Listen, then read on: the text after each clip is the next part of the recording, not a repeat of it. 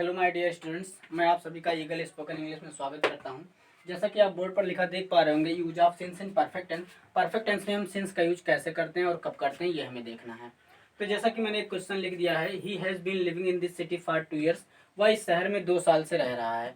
2 साल से रहने का मतलब उसने 2 साल तो कंप्लीट कर लिया है और अभी वो क्या है, कंटिन्यू है। यानी परफेक्ट भी 2 साल तो कंप्लीट हो गया, परफेक्ट हो गया, और अभी भी कंटिन्यू है, तो ये परफेक्ट कंटिन्यूअस टेंस हो गया। अर्थात ऊपर वाला सेंटेंस हमारा परफेक्ट कंटिन्यूअस टेंस में है। तो हम इसे परफेक्ट टेंस में लिखकर देखते हैं कैसे इसका स्ट्रक्चर बनता है। ध्यान दें, इसे जब परफेक्ट टेंस में हम लिखेंगे बच्चे, तो लिखेंगे lived he has lived in this city he has lived in this city for 2 years for 2 years. इसका मतलब क्या हुआ, वह इस शहर में 2 साल रह लिया है। उसने इस शहर में 2 साल रह लिया। अगर उसने 2 साल रह लिया है, इसका क्या ये मतलब निकल रहा कि अब वो नहीं रह रहा है? इसका मतलब तो ये भी हुआ 2 साल उसने रह लिया है, अभी भी वो क्या कर रहा है, रह रहा है। इसका मतलब 2 साल रह भी लिया है और अभी भी कंटिन्यू रह रहा है। यानी इन दोनों सेंटेंस के मीनिंग में कोई भी डिफरेंस नहीं है।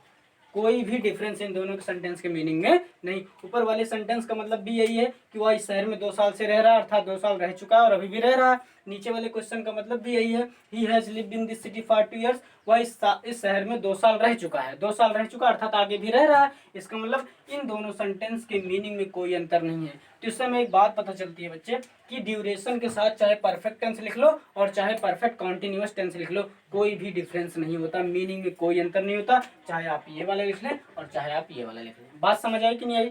चलिए फिर एक क्वेश्चन हम डिस्कस करते हैं, ध्यान सुने, इसे रेज करते हैं बच्चे। ध्यान दें, मैंने लिखा मैं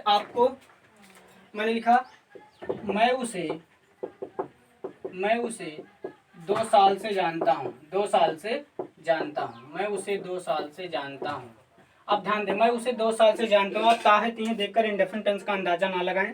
मैं उसे 2 साल से जानता हूँ, ठीक है। 2 साल से जानने का मतलब तुमने तो 2 साल जान लिया है, 2 साल तुमने कंप्लीट कर लिया है बच्चे। और क्या आप भूल गए हो? अभी भी तो जान रहे हो, यानी कंटिन्यू है, यानी परफेक्ट भी हो गया, यानी कंप्लीट भी 2 साल कर लिए हो और अभी भी काम कंटिन्यू है। अगर पूरा भी हो गया और चल भी रहा, ये टेंस कौन सा हुआ? परफेक्ट कंटिन्यूअस टेंस हुआ। बात समझ आई कि नहीं है? अगर ये परफेक्ट कंटिन्यूअस टेंस हुआ तो हम इसे परफेक्ट कंटिन्यूअस में लिख लेते हैं। तो परफेक्ट कंटिन्यूअस में लिखेंगे तो लिखेंगे आई, इसके साथ हेल्पिंग वर्ब क्या हो जाए, have been. I have been, main verb जानना, जानने का अंग्रेजी बच्चे नो में लगा देंगे ING, I have been knowing, और उसे ऑब्जेक्ट हिम 2 साल से, यानी फॉर 2 ईयर्स। लेकिन ध्यान दें, यहाँ वर्ब आया नो, जो कि मेंटल स्टेट है, और मेंटल स्टेटिव वर्ब जितनी भी होते हैं डिस्क्रिप्शन में आपको लिंक मिल जाएगा, ठीक है। कॉन्टिन्यूअस टेंस में उसमें मैंने पढ़ाया है, जितनी भी स्टेटिव वर्ब होती हैं उन्हें कॉन्टिन्यूअस में नहीं लिख सकते हैं। अगर ये नो वर्ब आया तो कॉन्टिन्यूअस में लिखा गया, अगर कॉन्टिन्यूअस में नहीं लिखा जाता तो परफेक्ट कॉन्टिन्यूअस में भी नहीं लिखा जा सकता। इसका मतलब ये सेंटेंस भी गलत होगा। बात समझ आई? लेकिन इसके पहले अभी जस्ट मैंने बताया बच्चे कि अगर ये परफेक्ट कॉन्टिन्यूअस में और परफेक्ट टेंस में कोई भी मीनिंग में डिफरेंस नहीं होता ड्यूरेशन के साथ। अगर ये परफेक्ट कॉन्टिन्यूअस में नहीं लिखा जा सकता, हम इसे परफेक्ट टेंस में तो लिख ही सकते हैं। तो इसे परफेक्ट टेंस में लिख लो बच्चे। लिखेंगे I have known him for 2 years कहने का मतलब बच्चे मेंटल स्टेट के साथ हम मेंटल स्टेट के साथ हम परफेक्ट कॉन्टिन्यूअस टेंस यूज नहीं करते हैं। उसके लिए कौन सा टेंस यूज करते हैं बच्चे? परफेक्ट टेंस यूज करते हैं। और एक बात, अगर यहाँ पे हम पॉइंट ऑफ टाइम ही लिखा होता, सिंस 2018 ही लिखा होता, तब भी हमारी ये मजबूरी थी कि मेंटल स्टेट वर्ब है तो परफेक्ट कॉन्टिन्यूअस में भी हम सिंस का यूज कर लेते, यानी सिंस 2018। यानी कहने का मतलब अगर परफेक्ट टेंस में मेंटल स्टेट वर्ब आ जाए, अगर टेंस में मेंटल स्टेट वर्ब आ जाए तो हमें कौन सा टेंस परफेक्ट टेंस में ही सिंस का यूज करना पड़ेगा। बात समझ आई कि नहीं आई? क्लियर हुआ? चलो इसे नोट कर लें। एक क्वेश्चन और देख लेते हैं हम।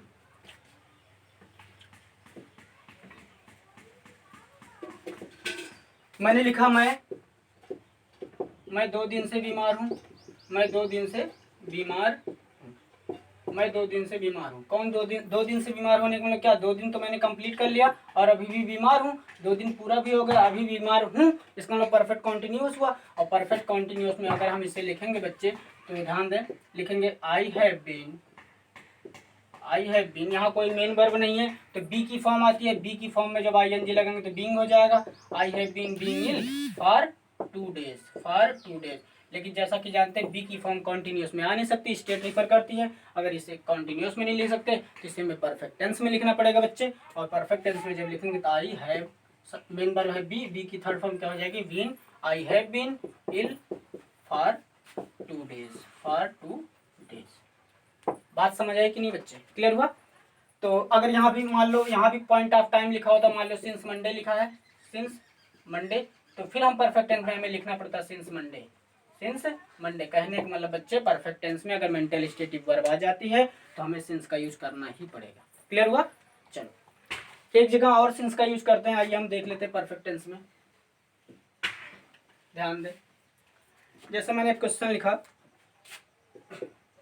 He has solved, he has solved, मैंने लिखा I have been writing, I have been writing 2 letters since morning। मैंने लिखा I have been writing 2 letters since morning, मैंने सुबह से 2 पत्र लिखे हैं, सुबह से मैं 2 पत्र लिख रहा हूँ। ठीक है, अब सुबह से कोई 2 पत्र लिख रहा है, बोलने में भी अटपटा है, पहली बात तो सही नहीं है। सुबह से 2 पत्र कोई लिख रहा है, ध्यान दें परफेक्ट टेंस का मतलब क्या होता है बच्चे, मैंने बताया डिस्क्रिप्शन में आपको लिंक मिल जाएगा। परफेक्ट मतलब कंप्लीट, परफेक्ट मतलब क्या हो, कंप्लीट हो, चाहे टाइम का कंप्लीशन हो बच्चे और चाहे किसका एक्शन का कंप्लीशन हो। ठीक है, एक्शन के कुछ पार्ट का कंप्लीशन हो। मैंने लिखा I have been writing 2 letters since morning, मैं सुबह से 2 पत्र लिख रहा हूँ। ध्यान दो लिखने का काम तो अभी कंटिन्यू ही है, लेकिन ध्यान दो यहाँ एक्शन का कुछ पार्ट कंप्लीट हो गया, 2 letters, उसमें 2 काम कंप्लीट कर लें, 2 पत्र लिखने का काम कंप्लीट हो गया। और जहां भी कंप्लीट हो जाता है बच्चे वहां हमें परफेक्ट टेंस यूज करना चाहिए। कहने का मतलब जहां पर एक्शन का रिजल्ट आ जाए, लिखने वाला लिखने का रिजल्ट आ गया, 2 letters उसने कंप्लीट कर लिया लिखने का, अगर रिजल्ट आ जाता है तब भी हम परफेक्ट टेंस यूज करते हैं।